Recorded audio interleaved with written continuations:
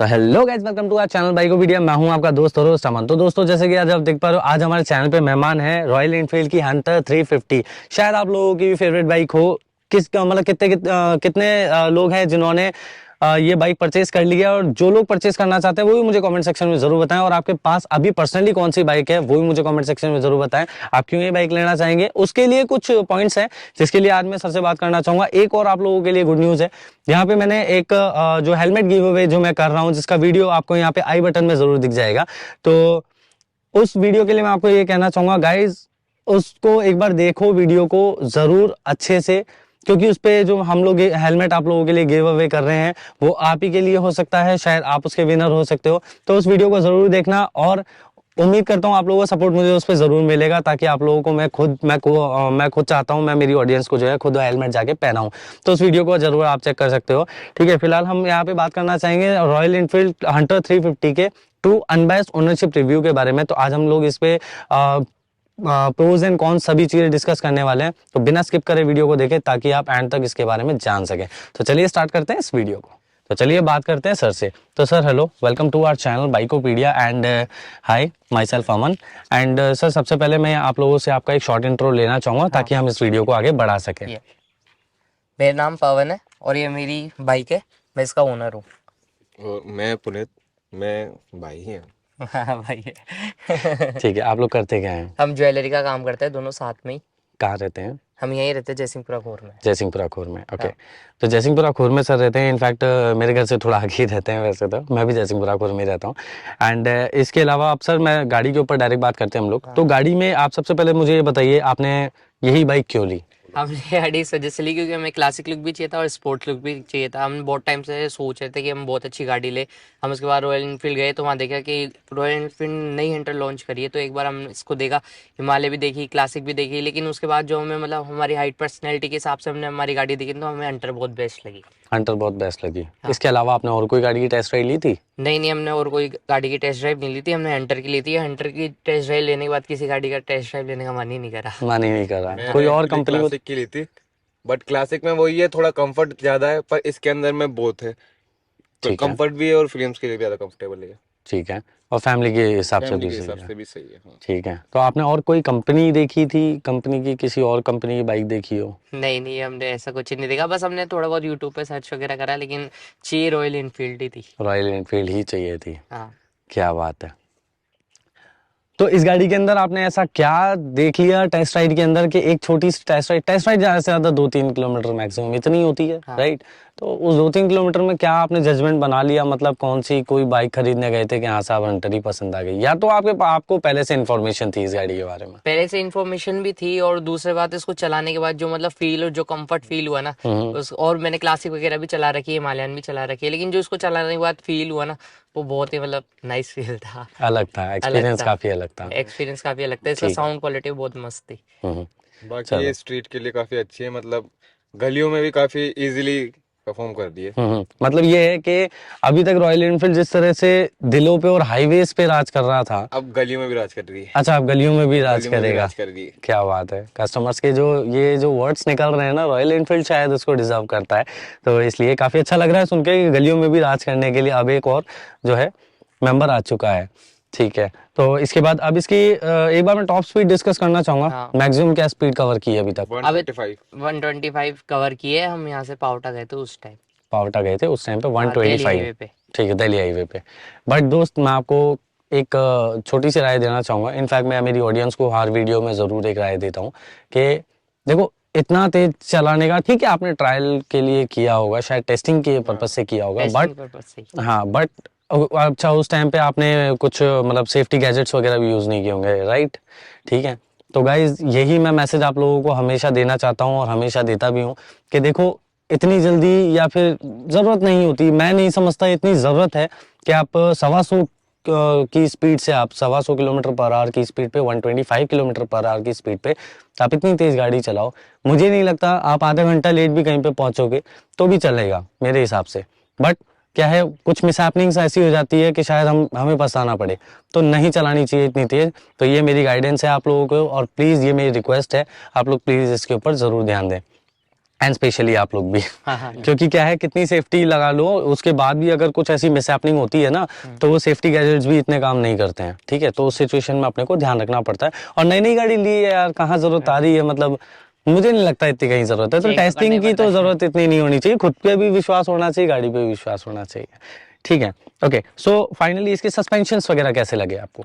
Suspension वगैरह बहुत बढ़िया है, बस इसका थोड़ा सा जो इंजन का वो है ना, वो नीचे है, तो मतलब जो ब्रेकर आते हैं आप तो जानते हो अपने यहाँ ग्राउंड के क्लियरेंस की बात कर रहे हो हाँ। आप। गाइज मैं आप लोगों को बताना चाहूंगा, ये जो भाई साहब हैं वो इस ग्राउंड क्लियरेंस की बात कर रहे हैं। जैसे कि आप देख पा रहे हैं स्टैंड भी काफी छोटा सा ही, इनफैक्ट मेरे हाथ में ही आ रहा है ये स्टैंड, ठीक है। तो ये भाई साहब जो है ग्राउंड क्लियरेंस के बारे में बात कर रहे हैं। तो ये जो स्पेस है ना ये बहुत कम है, जैसा कि सर बता रहे हैं।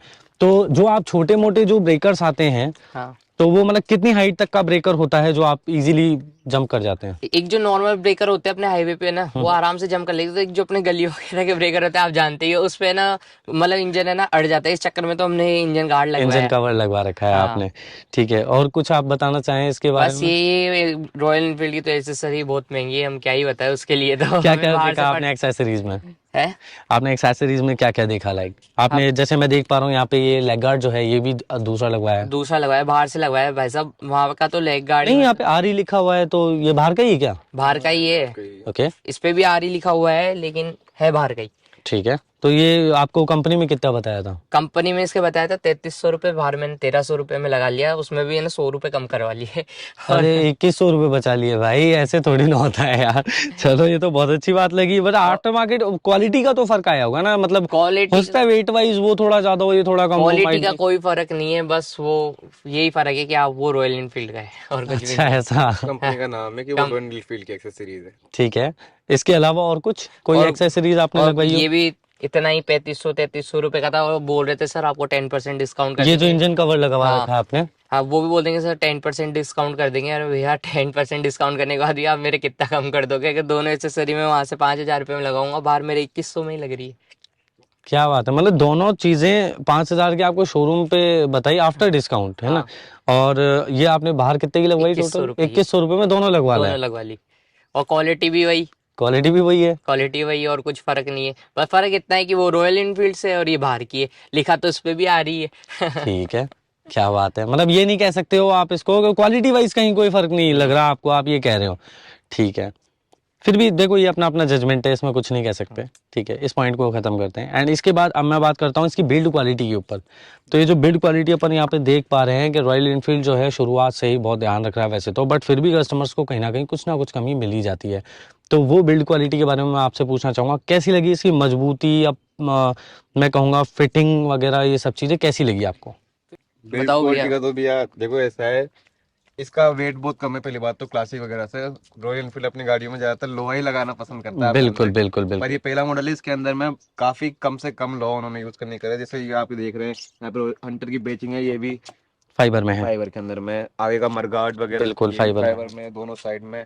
लाइट Main भी जो- फाइबर में। हाँ, और जो इसकी ये वाला बैकलाइट टेल लाइट वाला एरिया है ना, हम्म। ये भी फाइबर में दे रखा है। तो ये थोड़ा दिक्कत दे सकता है, क्योंकि अगर कभी भिड़ जाए बाय चांस, पीछे से भी गाड़ी टक्कर लगती है ना, तो ये एक बारी में कचरा हो जाएगा बिल्कुल, ये बात तो सही है खैर। इसका, और फिर बहुत नुकसान भी हो जाएगा। हम्म और प्लस जो इसका ये मीटर है ना, हम्म। ये भी थोड़ा आप देख सकते हैं प्लास्टिक में और थोड़ा लूज टाइप है। मतलब ब्रेकिंग वगैरह पे आते हैं ना, तो ये भी हिलने लग जाएगा। ठीक है, मतलब अभी भी थोड़ा हिल रहा है क्या? अभी भी हाँ, नीचे थोड़ा एक हिल रहा है तो ना। कर रहा है वैसे। ऐसे तो इतनी प्रॉब्लम नहीं आती, पर ज्यादा टाइम पे हो सकता है। अगर सामने से भी गाड़ी भिड़ती है ना, तो ये और ये, मतलब इस पे जाने के चांसेस थोड़े से ज्यादा हैं। पर ये ये आप कह रहे हैं। इनफील्ड ने इसलिए करा कि इसका वेट कम हो जाए। हम्म। उसका फायदा भी हुआ है, इसकी टॉप स्पीड बढ़ गई है। बिल्कुल, पावर भी बढ़ गया है, पिकअप भी अच्छा आ रहा है उसकी पिकअप भी वजह से। अच्छा, काफी अच्छा हो चुका है इसका। फर्स्ट और सेकंड गियर का पिकअप तो वाकई काफी ज्यादा अच्छा है क्लासिक वगैरह के कंपैरिजन में तो। हम्म। पर बस थोड़ी मजबूती कम हो गई उसकी वजह से। ये भी बात तो सही हमें है। लोहा मिलता था खरा। ठीक है, इसके अलावा और कुछ आप बताना चाहें बिल्ड क्वालिटी के ऊपर?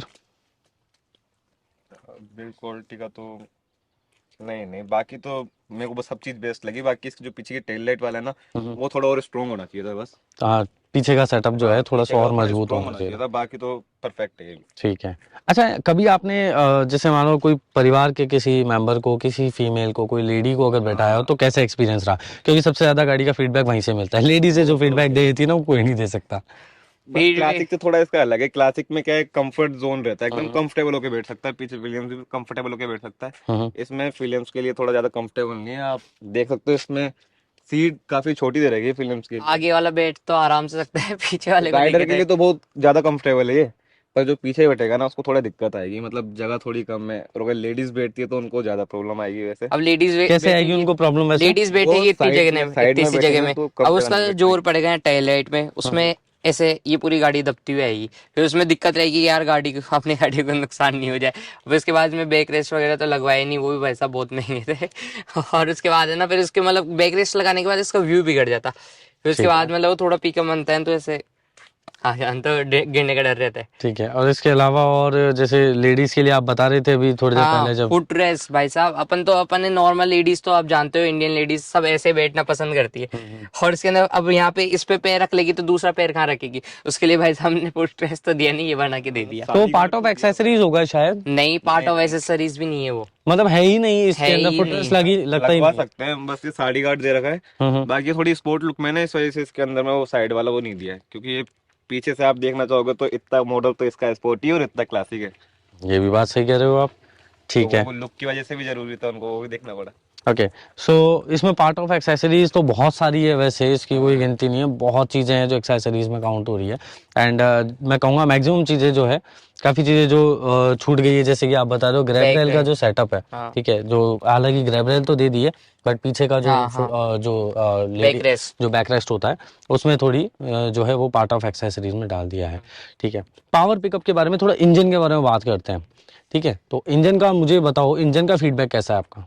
इंजन का फीडबैक तो बस ऐसे तो इंजन बहुत मस्त काम कर रहा है, लेकिन बस वही हीटिंग, हम्म। हीटिंग मतलब इसमें एयर कूलिंग है ही नहीं। हमने वहाँ जाके नॉर्मली बात करी, हम सर्विस करवाने गए, हमने बोला भैया बहुत गाड़ी, वो उन्होंने बोला कि आपको कोई दिक्कत, मैंने कहा भैया दिक्कत तो बस ये बहुत जल्दी हीट कर रही है। हम्म। हम नॉर्मल 30-40 किलोमीटर चला रहे थे, हीटिंग करने लग जाती है, तो वो बोलते हैं कि इसमें भैया एक दिक्कत है, अब यहाँ पे ना हीटिंग, हमने है ना एयरिंग कूलिंग नहीं लगाई।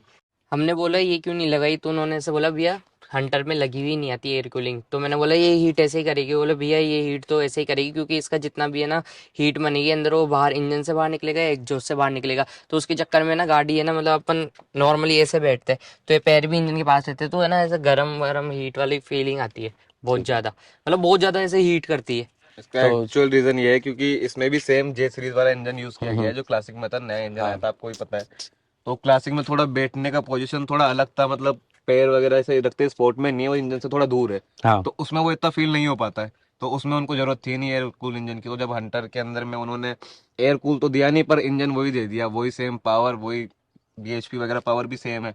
और इसमें स्पोर्टी लुक की वजह से क्या है, गियरिंग सिस्टम वगैरह, पैर काफी देखिए इसके पास में ही आ गया गियर लगा देते हैं, बिल्कुल बिल्कुल बिल्कुल। तो सेम वही हीट करता है, ये भी वही हीट करता है, पर ये थोड़ा क्लोज रहता है इसलिए हीट फील ज्यादा होती है इसलिए ज्यादा फील क्लोज होती है। रहते हैं, बहुत क्लोज रहते हैं, अपन normally take bike feel ride बहुत करते होती है। हैं तो अपन एकदम पास में रहते हैं पैर, क्योंकि इसका पैर रखने का भी है, मतलब पैर यहाँ पे नॉर्मली ऐसे रखेंगे तो यहाँ तो आएंगे। अब ये जो अब गेयर लगाएंगे, गेयर से मात्र है ना 3 या 4 उंगली दूर ही है बस।